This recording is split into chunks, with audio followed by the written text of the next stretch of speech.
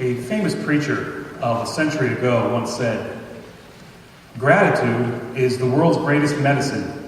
It is a vaccine, an antitoxin, and an antiseptic.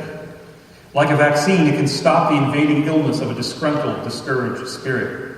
Like an antitoxin, it can prevent the effects of the poisons of cynicism, complaint, and grumbling. And like an antiseptic, it can soothe and heal the most troubled, hurting soul. If you want to know perfect health and happiness always, then above all else seek to develop a truly grateful heart."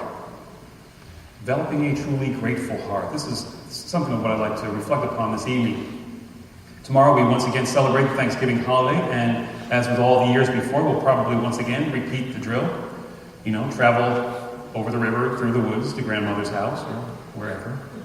Eat more than we should. Turn on the big game and then fall asleep in front of the TV as the tryptophan and the turkey kicks in.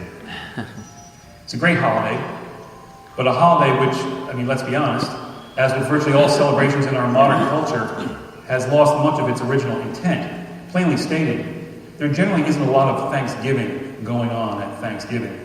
It's become more a time to just take a long weekend, to go shopping and roll out the season's blockbuster movies.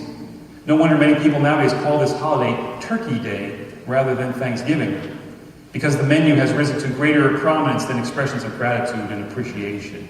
And that's sad, because this was meant to be a holiday in which we recenter ourselves in gratitude as a way of life. Well, this is what our text tonight is all about, the power of a grateful heart and how such a heart is either lost or found. The scene is a very simple one, yet as with all the gospel encounters, it's a moment rich with meaning. The basic story is this. Jesus is traveling along and he encounters 10 people suffering from the horrible disease of leprosy. We don't know where or how these people heard of Jesus, but they cry out to him for healing, and Jesus says to them, "Go and show yourselves to the priests." You see, in Jesus' time, leprosy was understood to be not only a physical disease, but also a societal one. Lepers were outcasts and not permitted to have any contact with healthy people for fear that they might spread the disease. And if a person was healed of leprosy, then according to the law of Moses, they were required to first present themselves to a priest to be examined to determine if they could return to the community. So what Jesus is basically saying here is, start operating as if you are well already, which they do, which is a great lesson in and of itself, that often we have to act in faith before the effects of faith can be realized. The 10 obey Jesus' command, and as they go, they are healed. And if we stop right here, it's a great story all on its own. 10 people in dire need, all healed by the power of Christ, all by acting upon his word. But of course, the story's not done here, not by a long shot. It suddenly takes a curious twist, and here's where we get at the heart of the matter. One of the lepers, upon being healed, returns to Jesus, bows before him, and offers him thanks. Jesus wonders aloud, "Were not 10 healed? Where are the other 9? Has only this Samaritan, that is, this religious hybrid, not even a faithful child of Israel, has he been the only one to come back to praise God?"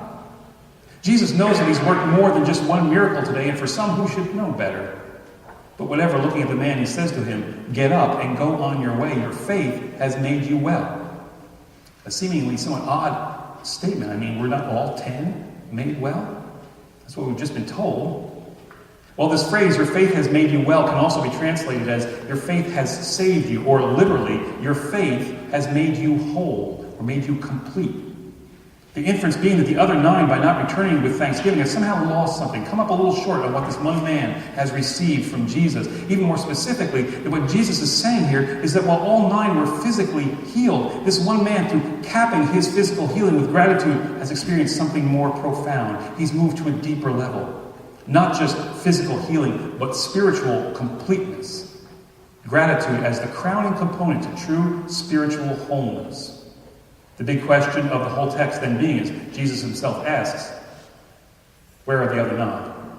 That is, in this simple way, they missed out on a far deeper blessing that was available to them here. Why?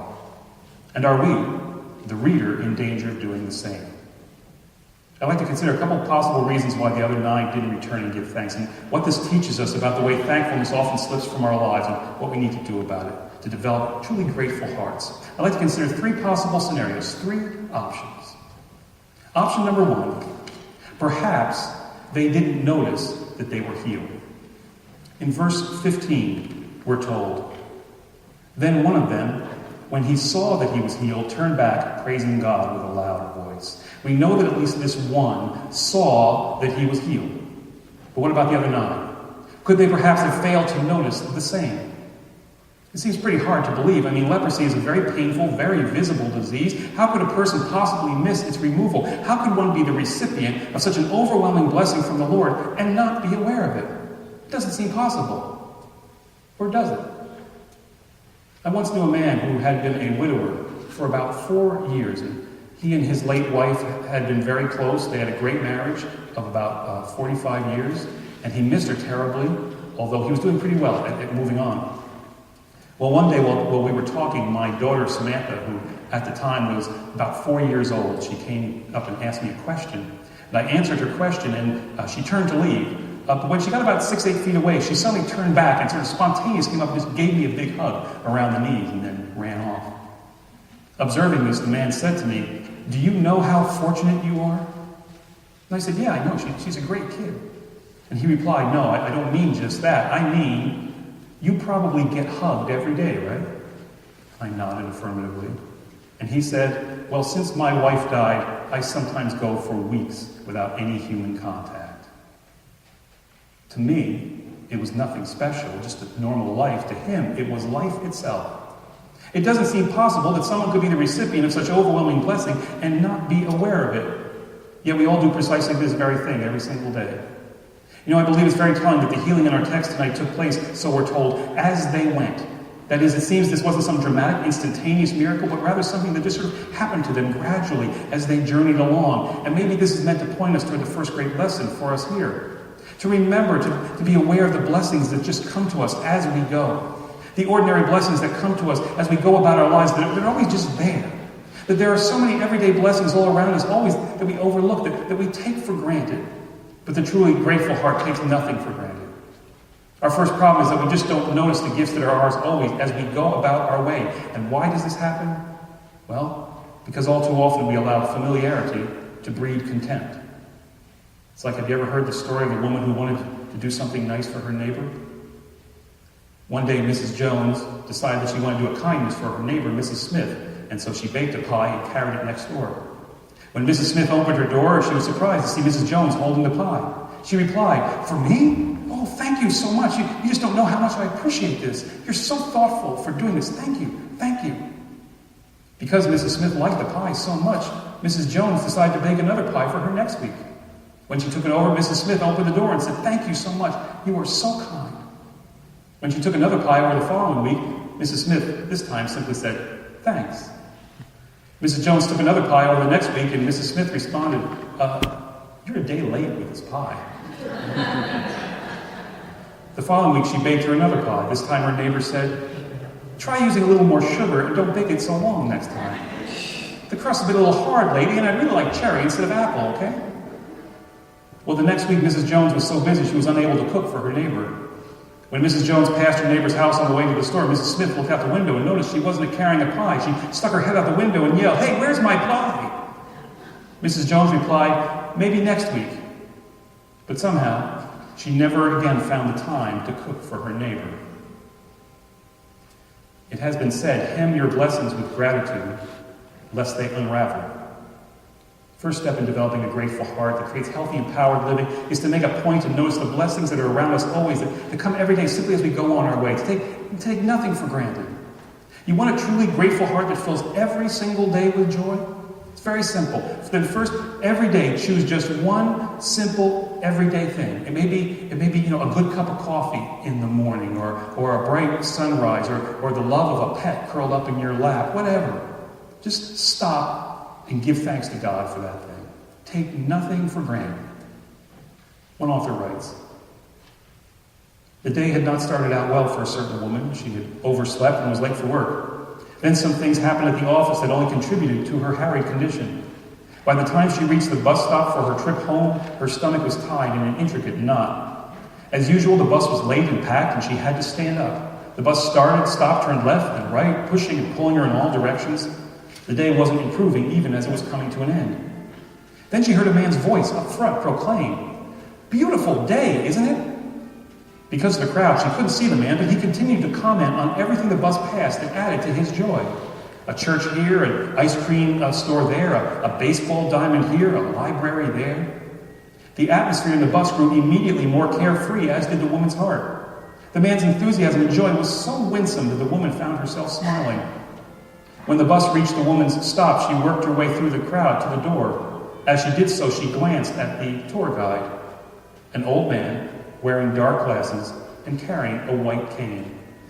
He was blind. As she stepped off the bus, she realized that the day's tensions had disappeared. God had sent a blind man to help her see that though things go wrong sometimes, it is still a beautiful world. God reminded her to remember the blessings that are all around her every day. So then, maybe this is what happened here. Option number one, unlike the one man who saw that he was healed, the other 9 didn't notice. They failed to recognize the blessing that came to them as they went. Maybe this is what happened. Then again, maybe this isn't what happened at all. Maybe they did all see and they were healed, and if so, then what could have caused their failure to react correctly? Well, perhaps what separated the one from the other 9 was not that he alone saw, but that he alone saw something valuable. That is, perhaps all 10 recognized their healing, but 9 of them felt no need to offer thanks because they didn't appreciate it. Once again, this seems kind of hard to imagine, but it is actually quite possible. Think about it.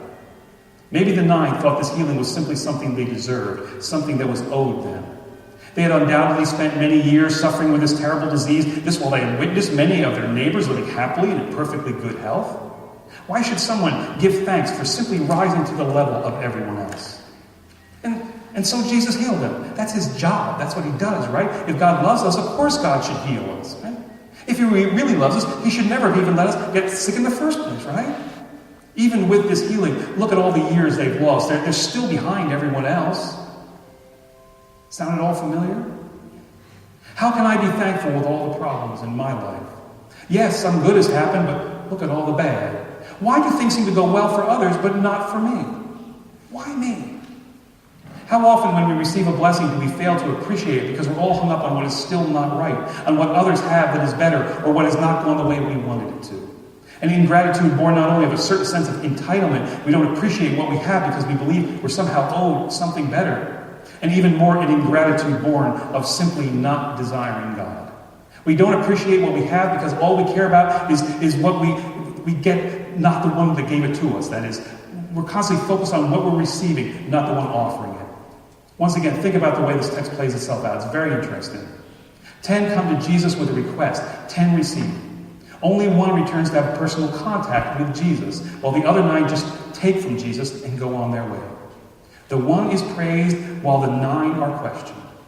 Maybe the point the text is trying to make is not only that whomever comes to Christ in need receives good things and absolute truth, but far more importantly that the wise person doesn't just simply seek things from Jesus, but seeks Jesus himself. To put it another way, how often is the reason why our lives lack the gratitude they should have because we are seeking to get what we want from the Lord, but we are not seeking the Lord. We're seeking gifts without a giver, and thus the whole thing collapses. It all falls apart. Think of it this way. What is the difference between these 2 statements? I am thankful for whatever, and I am thankful to God for whatever. The difference is that one has a source of the blessing, the other has no source, and thus no real blessing. We see this all the time, especially in this holiday. People say, I'm thankful for this, I'm thankful for that. Thankful to whom? Gratitude with no source. As one scholar writes, it must be an odd feeling to feel thankful to nobody in particular. Christians in public institutions often see this odd happening on Thanksgiving Day. Everyone is thankful in general. It's strange. It's a little like being married in general, but not being able to name your spouse. What's that? In a very politically correct world where, one dare never make any public mention of one's faith, I read that recently a 4th grader gave the following report on the origins of Thanksgiving. He said, the Pilgrims came here seeking freedom of you-know-what. When they landed, they gave thanks to you-know-who. And because of them, we can worship each Sunday you-know-where. This happens all the time, and focusing solely on what we get, on what we want, we unknowingly wind up with gifts with no giver, blessings with no source. For we either get what we want and are happy, like the 9 take our gifts and go, or we fail to receive what we want and are heartbroken and we shake an angry fist at a God who has somehow failed us. Either way, the giver doesn't really matter. He's not the issue. He's not the focus. He doesn't really matter as long as we get what we want. And thus, with no giver, no real gifts, we miss entirely the deeper blessing. We miss the fact that the real gift in our text today, as in our lives every day, is not simply that the 10 were healed, but that in a world that had written them off, that in their own hearts that had them, as we're told, standing far off, that is ostracized, outside of blessing, Jesus was there, present, loving, and responding to them with grace. That the real gift was not the healing, but that God cared and acted for them, expressed in this case through healing. The second step in developing a grateful heart is to seek the giver, not just the gift. In other words, the goal is not simply to seek stuff from God, having God make things go well for us, getting what we want, but seeking God, however God is present and active in however our lives go. Don't just look for what you want. Look for God, however God is at work in your life today. When we can break ourselves free from the obsession of just getting what we want, we discover the deeper blessings that God can and is working in everything, even in the worst things. The heart that seeks the giver, not just the gifts, discovers the richest blessings everywhere. One author writes, "Here is something to reflect upon as you sit down to your Thanksgiving dinner. If you had been a pilgrim, would you have given thanks? Consider what they had been through, the men and women who broke bread together on that first Thanksgiving in 1621. They had uprooted themselves and sailed for America, an endeavor so hazardous that published guides advised travelers to the New World to, quote, 'First make thy will,' end of quote. The crossing was very rough and the Mayflower was blown off course. Instead of reaching Virginia, where Englishmen had settled 13 years earlier, the Pilgrims ended up in the wilds of Massachusetts. By the time they found a place to make their home, Plymouth, they called it, winter had set in. The storms were frightful. Shelter was rudimentary. There was little food. Within weeks, nearly all the settlers were sick. That which was most sad and lamentable, Governor William Bradford later recalled, was that in 2 or 3 months' time, half of their company had died, especially in January and February, being the depth of winter, and wanting houses and other comforts, being infected with scurvy and other diseases. There died sometimes 2 or 3 a day. When spring came, the Native Americans showed them how to plant corn, but their first crops were dismal. Supplies ran out, but their sponsors in London refused to send more. If you had been there in 1621, if you had seen half of your friends die, if you had suffered through famine, malnutrition, and sickness, if you had endured a year of heartbreak and tragedy, would you have felt grateful? The Pilgrims made 7 times more graves than they made houses. Nevertheless, they set aside a day for Thanksgiving. Why? Because even in their pain and hardship, they could see the elements of God at work on their behalf. In the Native Americans who had befriended them, in their love for one another that had grown, and in the new foods they had discovered. And they praised God for this. Even in their pain and hardship, they could see the elements of God at work on their behalf, and they praised God for this. They sought the giver, not just the gift. So then, maybe the problem in our text today was that the 9 didn't appreciate their healing that they had received. Option number 2, they received but felt no gratitude because they didn't see the gift of it. It's a possibility. But once again, maybe this wasn't the problem. One final suggestion, option number 3. In the end, perhaps all 10 noticed that they had been healed and all 10 were appreciative of it. But perhaps what finally separated the one from the other 9 was simply that the 9 didn't act on their gratitude. That is, they felt it, but they didn't see any need to express it. Maybe this is what it all ultimately comes down to. One scholar puts it this way. Where are the other 9? I have no doubt that they were declared clean by the priest, that they made their way to be with their family and friends, to hug and kiss the wife and kids, to visit mom and dad. Their minds were occupied with all the blessings brought back into their lives. But one of them was different. One loved his wife and children just as much as the others. One wanted to hug and kiss his wife just as much as the others. One wanted to spend time with his friends just as much as the others. One wanted to get on with enjoying the blessing just as much as the others. But this one had his priorities in order. He did not get so wrapped up in the blessing that he forgot the blesser. He put family, friends, and fellowship on hold for a moment so that he could worship the one who had made his being with friend and family possible. He remembered to express his gratitude, and in the end, he was the one most deeply blessed. Final lesson here, very simply. Gratitude needs to be expressed. It has to take tangible form. It has to be put into action in some way, or it is not real gratitude. This is the final way that a grateful heart and the rich blessing it entails so often slips our grasp. We feel thankful, but we don't put that feeling into any kind of action. Gratitude must be expressed. Don't just think about what you're thankful for. Rather, tomorrow and every day, resolve to put your thankfulness into action somehow. And notice particularly in the text how the man glorified God, it says, with a loud voice. That is, with the same energy and intensity that he had cried for help, he now thanked God. How often do we get this reversed? We cry loud for help, but low for praise. Have you ever heard the supposedly true story of a very wealthy man who was dining at a fancy restaurant who suddenly began choking on his food? Another man rushed over, introduced himself as a doctor, and proceeded to perform the Heimlich maneuver. With that, the piece of food popped out of the man's mouth and he began to breathe again. He said, "Doc, I can't tell you how grateful I am. You've saved my life. How can I ever repay you?"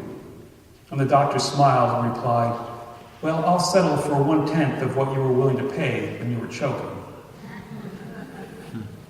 Very simply, this week, this Thanksgiving, resolve not to just think about what you're thankful for, to not just feel thankful, but to take some tangible action somewhere that really asks of you, that asks great things of you, that requires that you turn back and alter your plans, your agenda, your course, to somehow enact thanksgiving to God. As it has been said, thanksgiving is good, but thanks living is far better. Live thanks. In the book, A Window on the Mountain, author Winston Pierce tells of his high school class reunion. And a group of the old classmates were reminiscing about things and persons that they were grateful for, and one man mentioned that he was particularly thankful for Mrs. Went, the English teacher, for she more than anyone had introduced him to Tennyson and to the beauty of poetry. Well, acting on a suggestion from the group, that evening the man wrote a letter of appreciation to Mrs. Went, and not knowing where she lived or even if she still lived, he addressed it to the high school. Well, the note was forwarded, and eventually it found the old teacher. And about a month later, the man received a response, and it was written in a very feeble longhand, and it read as follows. "My dear William, I cannot tell you how much your letter meant to me. I am now in my 90s, living alone in a small room, cooking my own meals, lonely, and like the last leaf of fall lingering behind. You will be interested to know that I taught school for over 40 years, and yours is the first letter of appreciation I ever received. It came on a very dark, cold morning when my heart was just about broken completely, and it has cheered me as nothing has for years. William, you have made my day. You have made my life. God bless you." And indeed, William felt most blessed. 10 were blessed, but only one expressed gratitude. The other 9 either didn't notice or didn't appreciate or didn't act. And thus they missed out on the deepest blessing, a grateful heart. In closing, let us not lose sight of the simple math that frames our text tonight. 9 out of 10 didn't get it. Most don't. Might we not make this same mistake this Thanksgiving? Take nothing for granted.